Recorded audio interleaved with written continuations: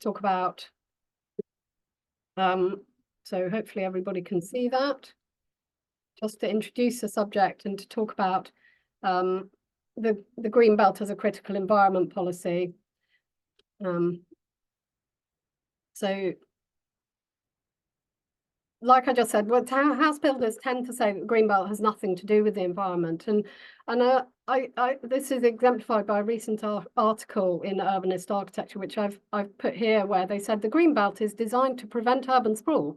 Correct. Though the Greenbelt purposes mostly focus on mitigating urban sprawl, many Brits mistakenly conflate the policy with environmental protection. And I was thinking, well, I'm not sure that that statement is very helpful. And I think other commentators point to the devastating impacts of urban sprawl, environmental as well as economic and social. And so that's really what we wanted to talk about today. Oh, I'm going to go down. Oh, there we are. So the key problem for me about urban sprawl is that it's very high carbon for lots of reasons, not least because you're traveling a lot and moving goods around much more, but also because of transport emissions in particular. So within the high carbon bracket, that's actually mostly about transport emissions, and particularly about cars, which would be about carbon and air pollution. Obviously, those have all kinds of social impacts and economic impacts as well, but those are your kind of the main issues around urban sprawl from an environmental perspective, apart from obviously losing productive land and agricultural land in particular, and indeed countryside. So I suppose if you don't regard saving countryside as an environmental issue specifically, then you might not think that that protecting Greenbelt is important, but actually I think, and we all think at CPRE, that protecting countryside is incredibly important for its own good, so that we do have countryside and don't ruin our countryside. But actually there are lots of other reasons within that. So more recently, we're obviously starting to understand that that Greenbelts are important for managing critical ecosystem services, what I tend to call them, and that's partly about water management. So it's about safe surface water and rainfall. It's partly about habitat management. So we know that we have to create a huge amount of new habitat to stop nature's decline. It's about carbon sequestration, so enabling the management of carbon by taking carbon out of the atmosphere, and also urban temperature management, so mitigating the urban heat island effect. So obviously there are other social issues, there's transport deserts, issues around sports and recreation, lots of stuff about inactive lifestyles, decommunitized lifestyles is the best way I could put it, and those that lead to health issues too. But today I'm focusing on the environment issues. So I wanted to talk about, why it's such a critical link between environment and planning. And this is a map I did of Stevenage, which some of you may have seen before, I'm not sure. I tend to use this map to show, if you plan for cars, you get cars, essentially. Even if you build a town with cycle infrastructure, which is what they did with Stevenage, where it's a town where you can cycle from the edge to the centre in 15-20 minutes without difficulty.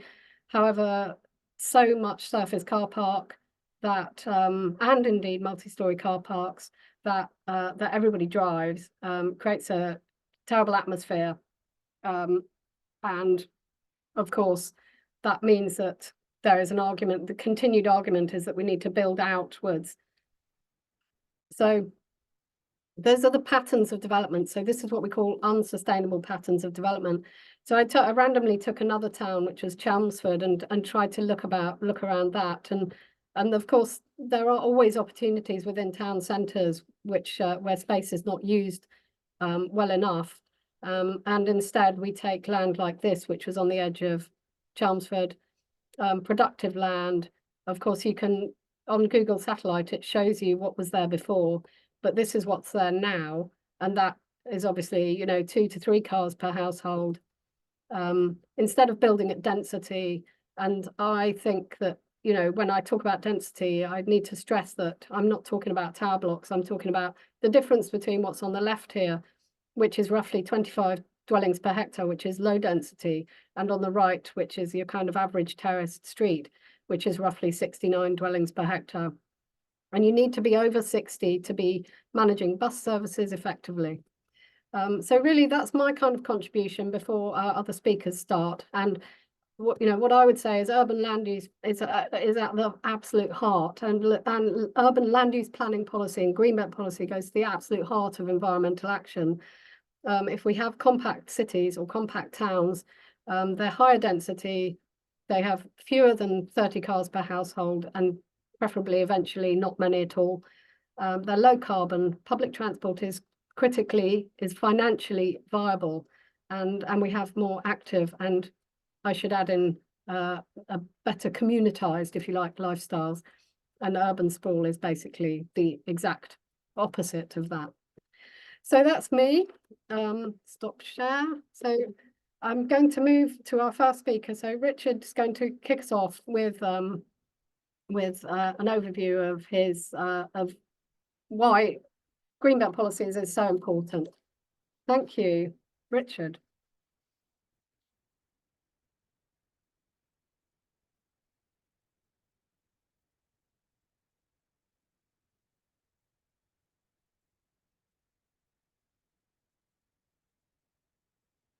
Hello.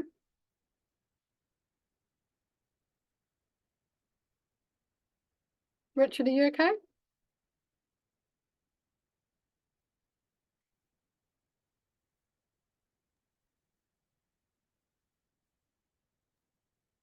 You're on mute, Richard. I'm not now. I'm sorry about that. That's okay, no problem. We can too quickly arranging my slides. There we are. Anyway, first of all, good afternoon, everybody, and thanks to London, CPRE London for arranging the seminar this afternoon. We work very closely with them and have done throughout the last few years. The London Greenbelt Council, of which I'm chair, represents dozens of organisations in London's Greenbelt, and we spend our time helping and advising our members in not only planning applications, but also government consultations. I'm going to first of all show you a timeline of the history, and I'm not going to spend a lot of time on this, but basically, even in Roman times, the Romans realized it was very important to have land close to the city of London, which could supply them with fresh food. And that, funnily enough, is still a major objective today. In 1901, there was talk of a green girdle, and before that, even Queen Elizabeth was saying there should be a restriction on building outside the centre of London. In 1947, there's the Town and Country Planning Act, and basically that was brought in because there was any control over building in the countryside than needed to be. In 1955, there was the acceptance of the Green Belt and Duncan Sands, and those are the three reasons. And there are now 14 green belts in the country, 13% of land in England, and the London Green Belt is 3 times the area of urban London. And it's been a very successful policy, because if you take the example of Los Angeles and London were a similar size after the Second World War. Los Angeles had no restriction on it whatsoever and has developed outwards and would now go from Brighton to Cambridge. So you can understand why it was important to keep some control over London's growth. This is the situation in about in 2016. And the purple dots are developments that are around the London Greenbelt. 4 years later, this is what it looked like.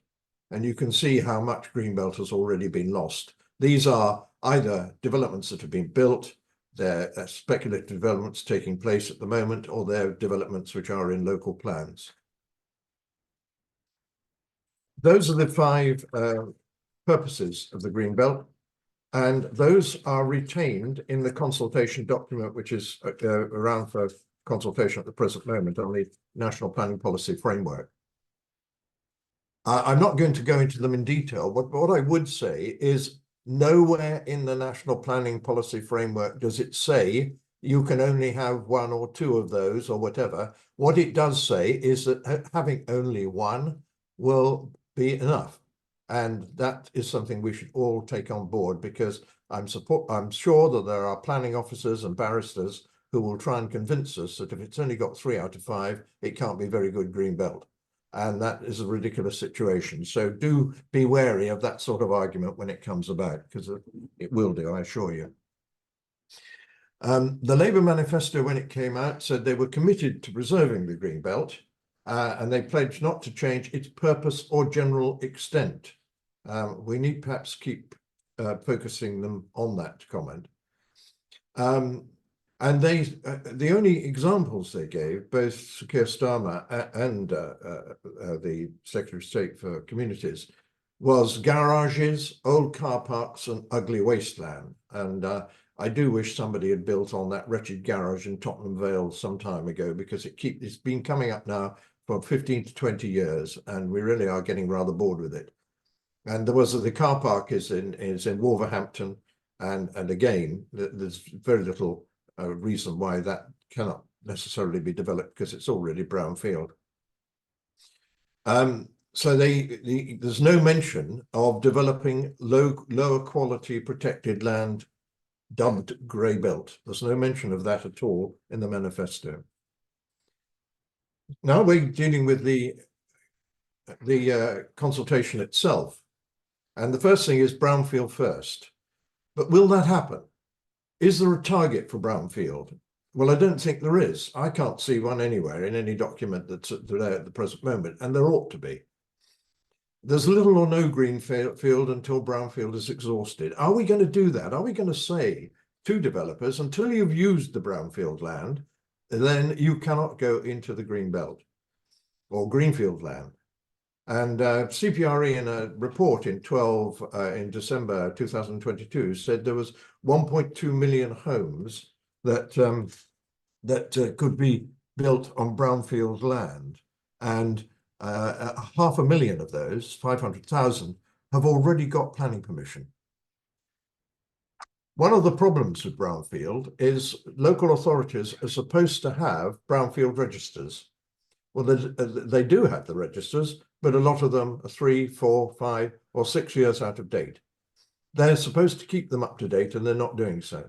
And there will be the argument that brownfield is a recyclable source, because it keeps coming forward where where sites no longer have a use. We also need some proper brownfield research. And there's very little of that going on. And we joined together with CPRE London in the London Borough of Enfield, where they said they had enough brownfield land for just over 2,000 homes. And our teams went out and had a look at it, and they came back with there was enough brownfield land for nearly 20,000 homes. So if you look at that, then obviously if you do proper brownfield research, there's probably far more, probably twice the amount that CPRE mentioned in their report, which is based on registers, and there's far more there. And the analysis needs to take place, and that won't take place unless the government insists that it happens. So will developers build on brownfield when grey built? Well, the answer is no, of course they won't. They won't go for brownfield land if the government offers them grey belt or green belt land, and that's what they'll do. And it'll totally upset the government policy on building on brownfield land. And that needs to be put forward as an argument going forward.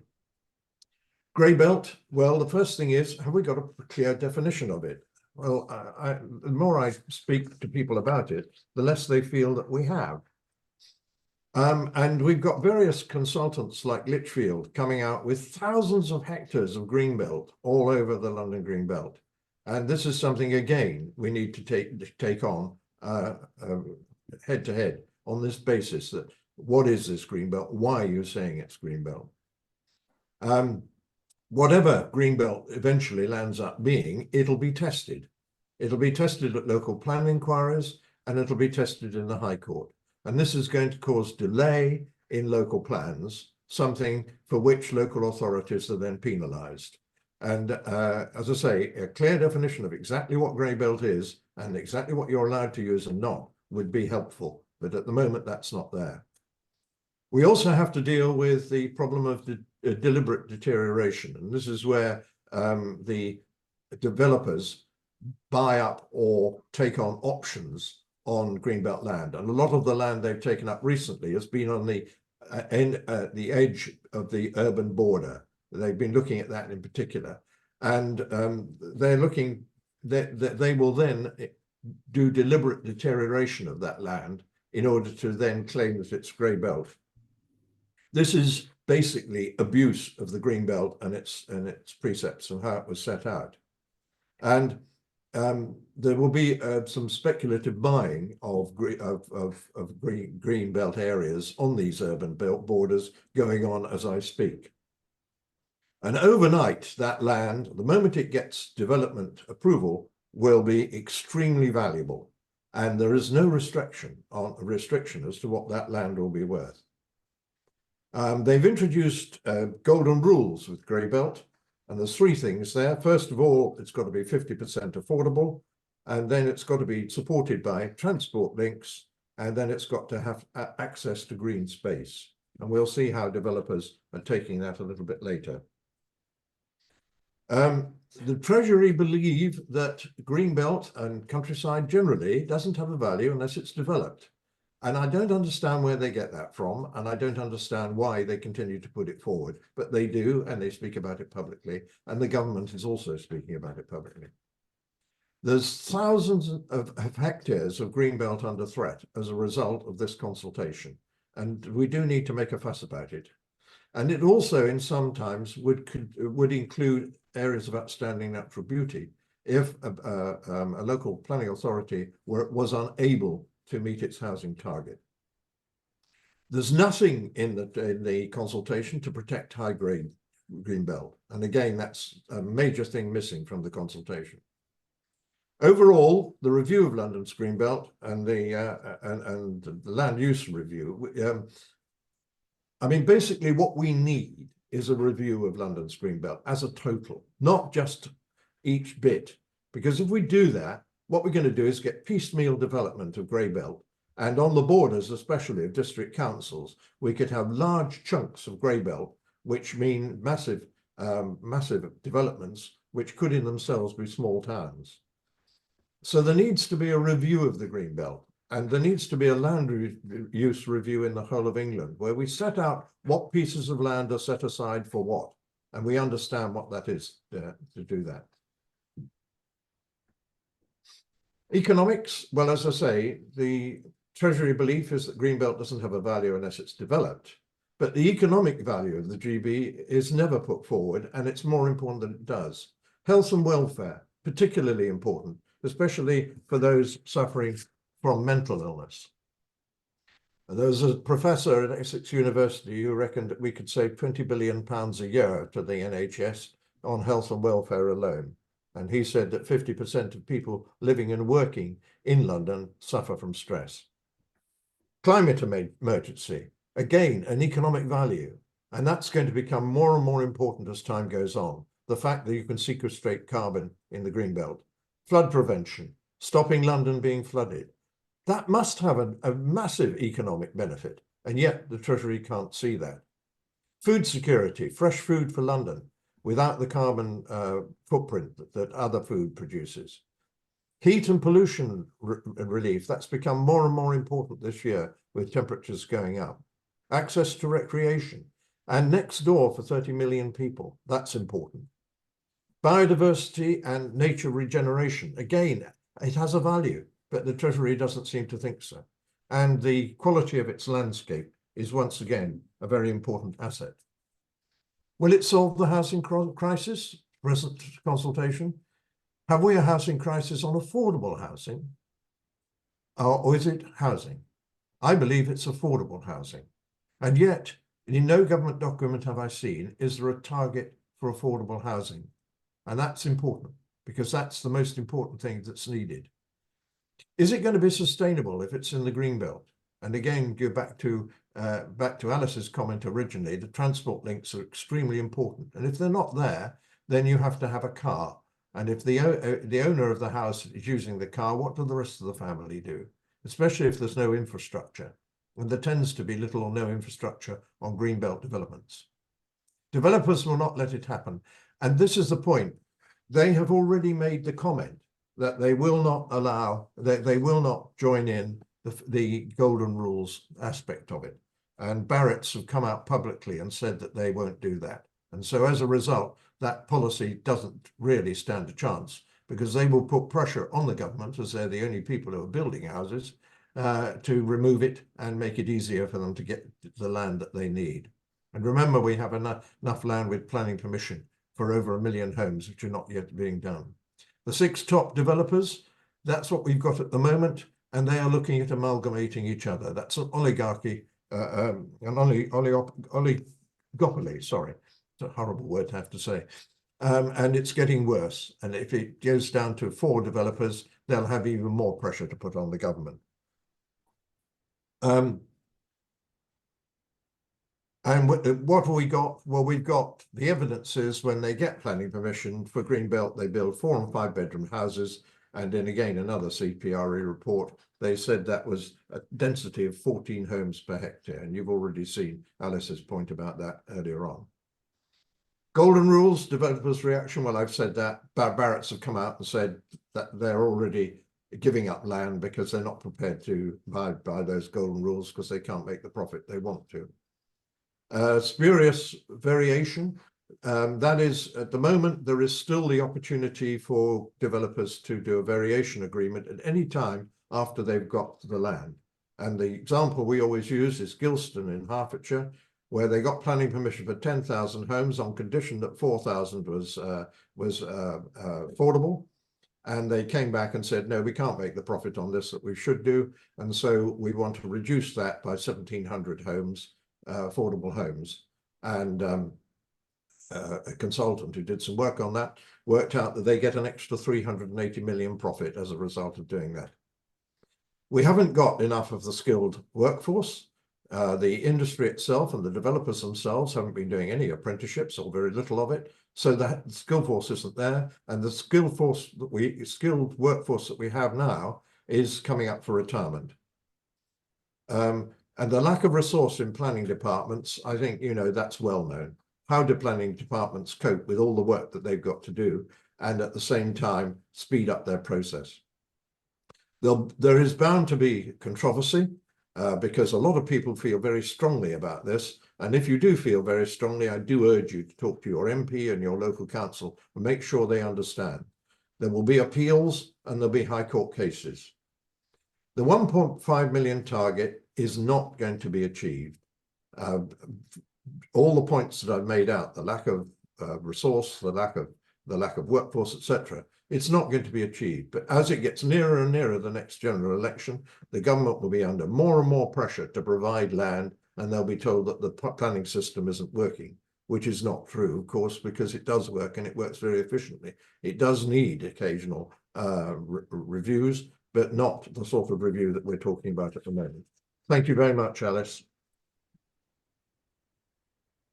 Thank you, Richard. That was amazing. And I think that we will be sending around a link tomorrow to, I mean, presumably everybody knows already where you can respond to this consultation, but we will certainly let you know how to respond. And it is incredibly important. I think that the things that Richard's saying about Greybelt and how it has already, I mean, even the minute that the words were uttered, I guess, by a senior politician who was likely to become Prime Minister, the reviews started and the consultants were taken on board, and now they've already, you know, been looking at the whole of Surrey, the whole of, you know, large areas to kind of basically say what they think is Greybelt, and so it's set hairs running, you know, even a year ago. And that's exactly the problem with undermining Greenbelt is speculation and opportunism, and then more land is bought up for hope value, and prices go up further. So there are lots and lots of reasons why, you know, talking about grey belt and is catastrophic. But I think today we're trying to focus on the environmental positives of the green belt.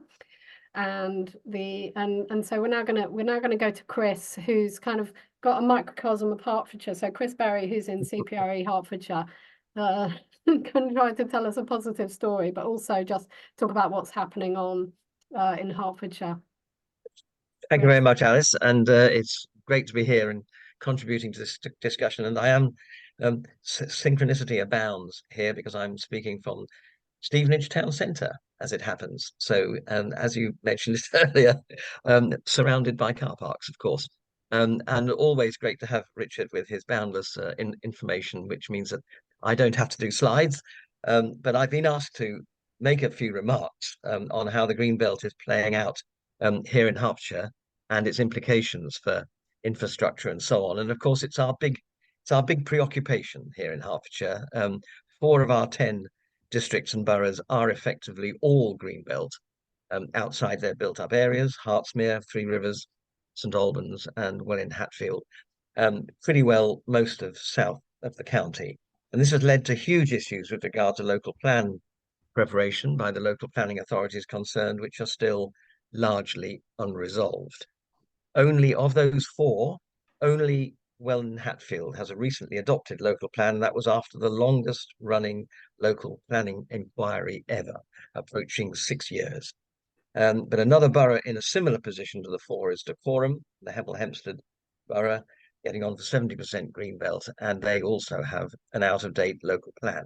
So that's the first implication, if you like, of green belt policy, if we're looking at what it actually means. It has undoubtedly affected the preparation and adoption of local plans. In the case of Hertsmere, Three Rivers, and Dacorum, they had unprecedented responses to their Regulation 18 public consultations, more than 20,000 responses in the case of Hertsmere, and the vast majority of those were opposition to green belt allocations for housing and commercial development. And for better or for worse, CPRE Hertfordshire was highly active in assisting those responses through our website, social media, public meetings, and so on. But of course, there's a bit of a sting in the tail there, isn't there? Because the responses have certainly affected the local plan programme. And being a planner myself, I'm generally in favour of them, local plans, that is, not surprisingly, perhaps. And of course, the lack of a local plan means that developers pile in. Planning then gets done by appeal. I should probably say that there's an exception to the general Hertfordshire story, which is St Albans, where their recent local plan consultation had a very modest response, despite our best efforts, I might say. But as so often, and with apologies to anybody from that neck of the woods, you know, St Albans is a special case and has a long history of failed local plans for a variety of reasons. But here it's in the mainstream, in suffering the number of planning appeals being allowed on Greenbelt in southern Hertfordshire. So we are in something of a bind. And I think that's the second main implication of the Greenbelt, if you like.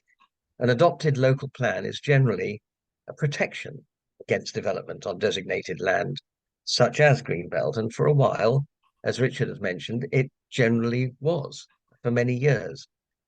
But as local plans have got out of date since 2012, basically, you will all be aware that increasing numbers of appeals have succeeded on the basis of a lack of 5-year housing land supply, which continues to be seen as contributing to the very special circumstances which are needed to clearly outweigh the harm caused by inappropriate development in the Greenbelt, to quote the NPPF. Not all appeals go this way, of course, and inspectors appear to fall into either pro or anti camps with regard to development, and perhaps that's a sub-implication, if you like. That's the inconsistency of inspectors' decisions. And it's very apparent, and I personally have the scars to prove it. But back to the main concerns, which include the very obvious point that speculative applications for both housing and commercial uses are not related to the planned provision of infrastructure, and any such provision is often left subject to the whim, and I use that term advisedly, of Section 106 agreements which themselves vary very significantly according to the competence of the negotiating bodies on both sides of the case. The problem for local plan preparation is, of course, that the government's housing need for the future algorithm standard method inevitably implies very significant releases of greenbelt in South Hertfordshire. So there is a huge impasse, which is about to be hugely strengthened by the recent proposed changes to the formula that means that even greater greenbelt release is necessary, especially in areas where housing is most expensive, with the affordability factor upgrade. And coincidentally, that hits St Albans most, which has the highest suggested target. Which brings us to an even bigger implication, which is that the increasing ignoring of greenbelt reasons for refusal has led to a rash of utterly standard, banal, car-oriented housing for sale on estates built by volume house builders with massive resources who game the planning system quite legally and regularly renege on their initial affordability proposals for financial viability reasons. And Richard has already mentioned Gilston, the most egregious example in our county, where the proportion went from 40% to 23% without the decision notices even being issued yet. There are plenty of other situations that are not dissimilar, and the irony of the example Gilston is that it's actually an allocation in an adopted local plan, which is another story altogether. The low density housing which results from these approvals and the appeal decisions on Greenbelt means cheap to build housing produces huge profits, but not enough threshold to provide any kind of public transport to be provided. Nowhere in Hertfordshire is there any evidence of even an attempt to pioneer environmentally aware developments, save for a few cosmetic solar panels and heat pumps here and there. And it's a bigger issue than Greenbelt, because towns like Buntingford, for instance, on the east of the county, without even the level of protection that Greenbelt is supposed to bestow, grows and grows like topsy, with the same banal car-oriented developments on the edge of town.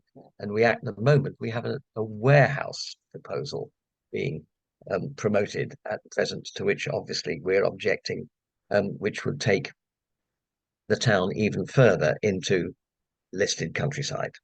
So my message is actually, of course, what you see already. The Greenbelt has definitely prevented development in the past, but it has slowed down local plan preparation and is less and less preventing inappropriate forms of development, which is making an at best marginal impact on the real housing challenges, which are mainly, of course, in our towns and cities.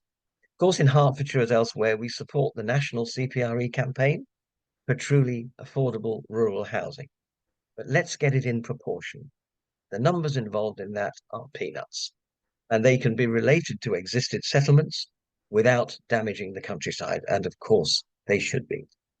Hertfordshire demonstrates that the private sector, as it is at present, does not, will not, cannot provide the housing needed, and the present process aids the using up of protected countryside in a haphazard manner without enabling the achievement of the social and environmental objectives we all support.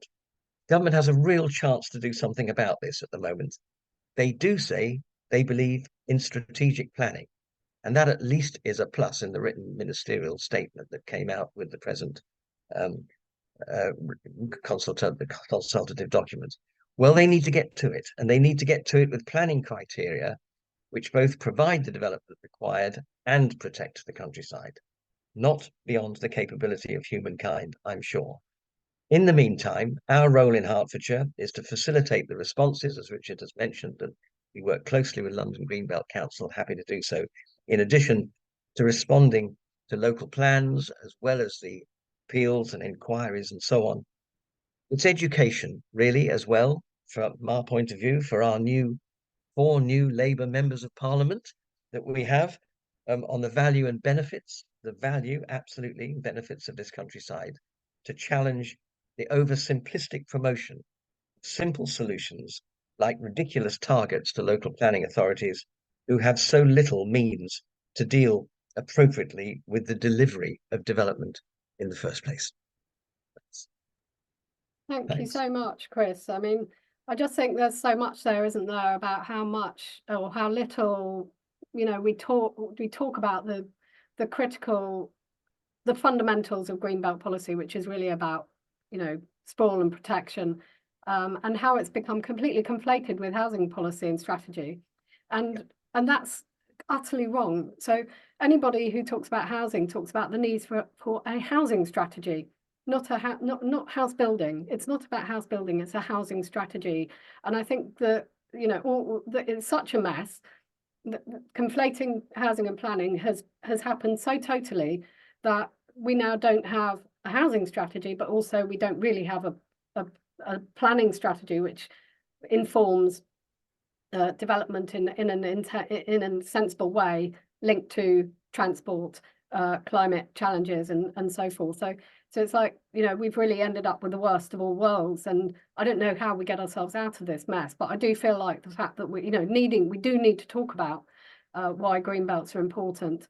I just think that I just wanted to say one other thing, which is about the 5-year supply of land, and how I just find it absolutely extraordinary that a borough somewhere like Stevenage could even say that it doesn't have a supply of land, or that there's any suggestion that it doesn't have a supply when, when it has so much surface car park, and yet that whole aspect of land use isn't really brought into play in any way. So the definition of brownfield is kind of fundamental here as well, I think, and something we should be talking more about as well. So we're now going to move on to Stuart Pomeroy, who's from the Colne Valley. Stuart, if you could introduce yourself, and Stuart is going to talk about why the Greenbelt is so important for how we as a place for Londoners and indeed lots of other people to visit and enjoy. So Stuart. Okay, thank you for asking me to come along and talk. I hope you can all see the first slide of the presentation there. So I'm going to try and sort of not repeat some of the things that Richard and Chris have said, and I'm going to talk about a specific case in the Colne Valley. So the Colne Valley Regional Park, as you can see from the map, is the first large taste of countryside to the west of London, covering something like 110 square kilometres on the edge of 5 counties. Some key statistics can be seen in the orange box. So you can particularly focused on the string of 70 lakes and 200 kilometres of waterways and nearly 300 kilometres of footpaths and bridleways running down the valley sides on the edge of those counties. The blue box highlights strategic importance of this bit of green space right on the edge of London. Richard talked about the countryside right on the edge and how much pressure that's under. Well, we're living that here on the edge of those 5 counties. It's the inner green belt where it serves a real need for people. And the Colne Valley Regional Park it's regionally important for recreation. It's nationally important for wildlife. The grey box is perhaps a mini SWOT analysis. So just picking out some things there. We've got the threats. It is hugely pressured from development. Housing is part of it, but all we ever hear about from politicians is housing. But there is far more than just housing going on here, and I'll explain more later. Talks about the strengths. So we got the Colne Valley Regional Park Trust, the organisational structure and the amount of partnership working of nearly 100 organisations that have formally joined as members of this partnership. And then we got the opportunities as well. The current value of the regional park is really high, but potential is huge if this can be properly planned for. So small slide illustrating what we do. So first off, pointing out the creation of the Colne Valley Regional Park by local authorities in the 1960s is an extraordinary example of strategic thinking and should really be applauded. And the achievements of the park under that local authority-led partnership for more than 50 years includes 5 country parks, lots of landscape restoration, land taken into public ownership, 50 kilometres of new path links, and these are mainly on the edge of the local authorities. More recently, under the more recently established Colne Valley Regional Park Trust, as we moved from a local authority-led organisation to an organisation with a much broader range of organisations involved. The infographic, we've just run a landscape partnership scheme, and the graphic, rather than just having a long list of all the achievements, that graphic really illustrates the type of positive work that is going on in the regional park. And we're now developing many more funding applications to bring in external funding for public benefit, including very early stages of a new £5 million application to the lottery. And the purpose of that application is to build on the work of that landscape partnership. But when I talk about build on the work of the landscape partnership, I mean metaphorically, but unfortunately others mean literally. So these 2 maps, the one on the left shows a baseline of the Colne Valley Regional Park around 2018, and the one on the right shows current and proposed development schemes. So we are sandwiched between 2 of the biggest civil engineering projects in Europe, in High Speed 2 and proposed Heathrow expansion, plus multiple other large development proposals, huge data centres, 20-30 metres high, and about a dozen proposals, all concentrated around either motorway service areas, etc. Oh yes, and housing, but it's all you hear about in the debate, as I previously said, is housing. There's so much more to what's going wrong in the Greenbelt than this. So as National Plan Policy Framework protects the Greenbelt unless a developer can demonstrate very special circumstances. Unfortunately, in the Colne Valley and other areas, this very special circumstances case is made so frequently that it becomes routine, that it's no longer very special circumstances or in the spirit of the original policy, and the cumulative impact of that, as you can see in this map here, is huge. And I'm going to focus briefly on one particular area around Ivor Heath to illustrate this.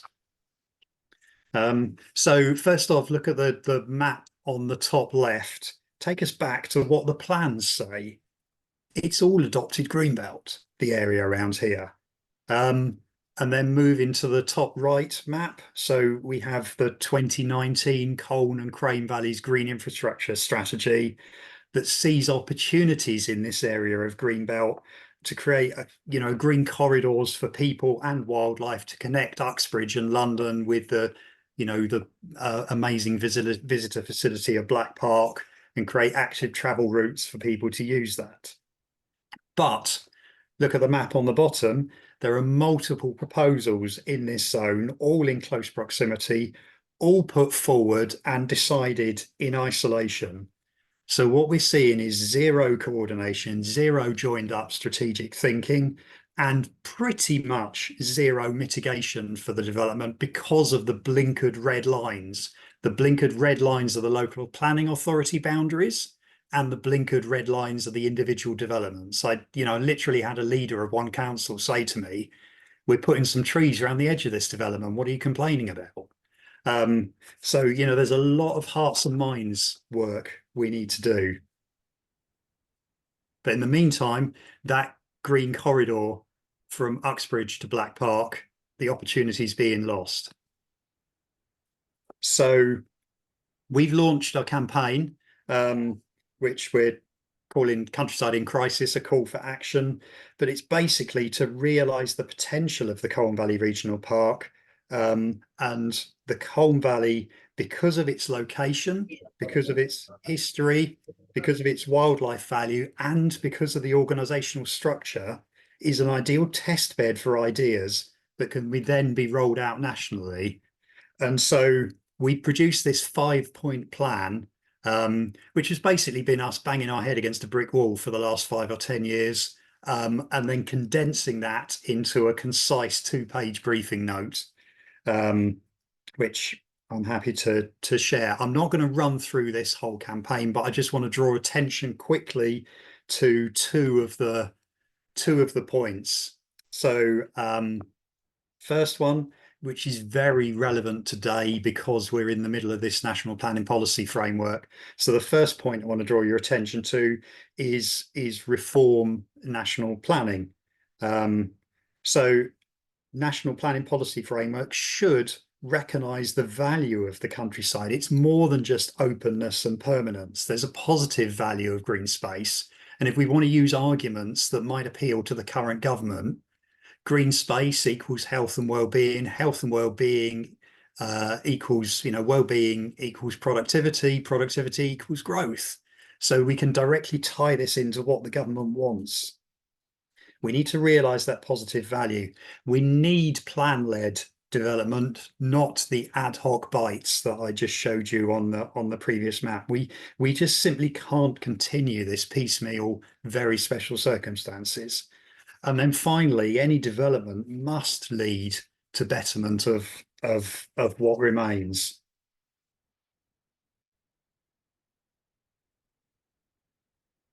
Moving on to another point, a final point is about protect nature. Well, this is focusing on one of the unique selling points of the Colne Valley Regional Park, its national importance for wildlife. But what we need to realise this value is we need to gather more evidence to demonstrate that national value, like the report we worked with the Wildlife Trust to commission. And therefore we can go to Natural England and government to ensure we get proper landscape scale protection joined up across the edge of 5 counties, rather than what we currently have, a piecemeal situation of 14 sites of special scientific interest here, a special protection area there, a national nature reserve there. It's used by wildlife on a landscape scale. So just summarising, moving towards the summary, it is a special place and we should still focus on that and what it can do before it's too late. So where do we go from here? Clearly there's a genuine and urgent need for carefully coordinated management and improvement of green spaces in areas like the Colne Valley Regional Park. But there's also a genuine and urgent need for housing, for data centres, for other large development. What's missing is a national plan and a strategy to balance those competing needs. So if development is approved in the Colne Valley Regional Park, then it's got to deliver local benefit through better design, through improved environmental mitigation, and for realising those plans for connectivity for people and wildlife. And so I just want to end that, opportunities should be taken to improve the green belt, and those opportunities should be taken by national and local government. Our predecessors in the mid-20th century had the vision and foresight to create the green belt and locally to create the Colne Valley Regional Park, and there's absolutely no reason why that vision cannot be reclaimed in the 21st century. Thank you. Thanks so much, Stuart. It feels like we're in such a mess with greenbelt and planning policy that it's kind of hard to know where to start. I mean, I've kind of already said that I kind of feel like housing policy should really be, housing strategy should be somewhere else. It's not about planning, but the extent we talk about environment policy and planning and where they meet needs to become much more important, and certainly it's something that we intend to do a lot. I think so. We've just got a few minutes for questions. So if anybody has or comments, and if anybody does have a question or comment, please put your hand up. I know, I see it's Duncan's iPad, but I think that is in fact Rich. Who's Duncan's iPad? Has asked to, has a hand up. You could put your camera on and say who you are. And we can move to Mark. Mark, thanks for your comments in the chat. Oh, Okay, Duncan, sorry. Is it sorry. Duncan? It is Duncan, yes. I can't start my video. It won't let Don't me worry. start it. My question is simply one I've heard all the kind of backs against the wall discussion we've just had, is to change the narrative about the whole issue of green belts, mainly because my last job was head of urban and peri-urban environments at Natural England. So I came through the ranks of the Countryside Commission and the Countryside Agency before that. So I always thought when Julian Glover came along that here was an opportunity to actually change the narrative about national parks and protected landscapes in general. And although we were given the opportunity to input to the Glover review, suggestions like turning the green belts across the country into new national parks was given short shrift. But it would solve a lot of the problems which we've been discussing. So you change the narrative, you change the formulation, you look at landscape in a different lens, and a lot of the things everybody's been talking about will be given a different viewpoint and a different emphasis. Dan Raven-Ellison came to me when I was in office and said he wanted to create Greater London as a national park. And I said, Dan, you're going to waste your time, 10 years of legal effort, and you won't get there. But if you add the word city to national park, you can have London as a national park city. And of course, that then transpired and that was generally accepted. But it left out the penumbra, the vital penumbra of London as a national park city, which would have meant the green belt could have become embraced by becoming a new national park for the nation. It didn't happen, but I think in changing the narrative, we really do need to put things a little more positively and say, here is an aspiration. The Labour government in 1947 created the whole suite of national parks and AONBs, and I think you can probably poke them and say there's a legacy here of politics, but if you want to do something different, here is an opportunity to review the green belts and create them as new national parks. They have form on this. They came in and created the South Downs as a national park and the New Forest as a national park. I think the Glover review probably concluded it wanted to make the Cotswolds as a national park. Wrong place. The greatest environmental benefits, as Dieter Helm's natural capital would testify, are going to be in places closest to the largest numbers of people. So it's a simple argument to make. And all I'm saying is I think we just need to change the narrative. Thanks. I think that's a really excellent point. So we'll move on to Mark. Yes, thank you very much. Can you hear me? Yes. Good. But for Richard, it's easier to say cartel than oligopoly, although they are the same. I do think Fiona Reynolds' article in Country Life, which people now have seen, I think, one-page scan, really says an awful lot for the general approach CPRE should take. A lot of it is in there.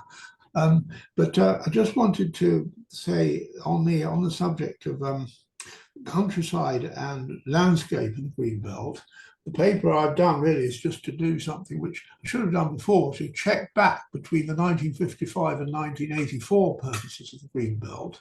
And actually, the 1984 purposes, I've got two. One is safeguarding the countryside from encroachment, mentioned countryside. That was not in the 1955 one, funnily enough. And the other one is preserve the setting and special character of historic towns, whereas it wasn't there in 1955, just called this preserve the special character of a town. In those days, there weren't historic towns because people were knocking down historic buildings. But the setting of a historic town, which Bath actually is a very good example, are worth quoting. But what I should just say, one thing that worries me about Greybelt, obviously, is what's going on, as Richard said. Who are these consultants calculating areas of grey belt? When you look at them, they're very few. And the areas which are previously developed land in the green belts are very small. There is an existing policy that allows, of course, land in the green belt to be redeveloped within the footprint, or is it not higher than what's there now? But one important thing is farm buildings and concrete surfaces around farms are not previously developed land. And one suspects that some people are counting them as grey belt. But just I do notice question 22 suddenly goes on about redeveloping glasshouse areas. But glasshouses are horticulture, and at the moment they are not called previously developed land for the reason I've given. So I'll leave that point with you, because I think what's going on about grey belt, and I think Richard and perhaps Chris are following this up, is trying to say there's much more of this definition than there really is. And all we know is that there are a few areas which have got land, have got structures on them, but are not farms. The biggest change, which Chris knows from Hertfordshire, is all the mental hospitals and isolation hospitals have been developed. There was an earlier policy in the 80s for that, but they've gone. So there isn't that scope. So I'll leave that with you. Thank you. Yeah, thanks, Mark. I just I kind of feel that when you look at the detail of the grey belt descriptions or the consultation, it doesn't move us very far away from where we are. But my problem is that where we are was not good in the first place, if you like. I'm not saying that the whole grey belt discussion is good, because I think it's very, very bad, and it's leading to speculation and in a way which, you know, it kind of almost legitimizes what's been going on anyway. So greenbelt reviews, but it's kind of made it official that you can do it in order to release land for development. But from the beginning with agriculture, it was always clear when PDL started that PDL did not include farm buildings and any concrete surfaces around them. Yeah, so this idea that PDL, previously developed land, is you know, in the greenbelt is a good place to. So I think what I'm saying is that where we were, which was a place where there was no housing strategy, and where really critical planning issues, mainly relating to transport, are completely ignored within most local plans, is something that is a much bigger fundamental problem around where we are with the planning framework at the moment, and how it links to everything else that we need to do as a country. And although, for example, it's extremely welcome that the government has announced bus regulation as a way to try to make sure that we get our buses back in rural areas, that in fact a lot of the reason that we've lost our buses is because we have enabled car driving, and so we have lost bus patronage, and so they're not financially viable, and that link is simply not made. We just moan about the loss of buses. So I think what I'm saying is, of course, all of this is really worrying, but first of all, there's no housing strategy, so we're still not going to solve any housing problems, and still we don't have the links to environmental issues, which are really critical around greenbelt policy. So I suppose that's where I'm coming. But Richard, you've got your hand up now. Yes, I have. I just wanted to follow up, if I may, on Duncan's very useful contribution. Duncan, you won't be surprised that as the London Greenbelt Council, we've obviously had a look at this in great detail. The sort of thing we thought probably might work would be the one that is for the Broads, which is, of course, a national park, but not quite the same as the other national parks. And we also did research on the Greenbelt in Ontario, where that is now carefully set out in Ontario, and is any planning that takes place in that Ontario Greenbelt has to go before a group at the centre who know if you like, who are responsible for the whole of the Greenbelt, not just each district area. One of the major problems we have at the present moment, and I'm sure you'd appreciate this, Duncan, is that I was speaking to a farmer down in Surrey, and half of his farm was in one district and half was in the other, and there was no coordination between the two districts, and one had this attitude to planning and the other one had a different one, and this made his life particularly difficult. And that's why I think we need an overall review of the London Greenbelt and the setting up of an agency, rather like a national park, that we can actually look into its future and give it a long-term future. Just to add, we did do a report called A Positive Vision for London's Green Belt. And if Duncan, you'd like a copy of that, if you let me know, I'll send you one. Amazing.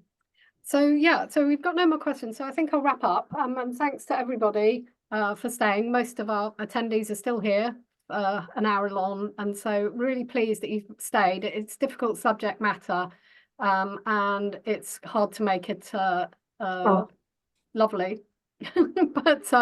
But we're really really glad that you're able to stay and listen to us. And we will circulate the link to the consultation, obviously, along with what CPRE is saying, and contacts, so you can contact anyone else if you want to. You can let me know.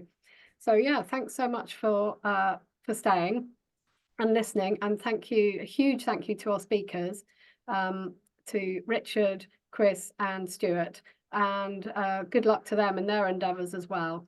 And that's been a pleasure. and yeah, and if you, I'm always happy to take questions. So alice@cprelondon.org.uk.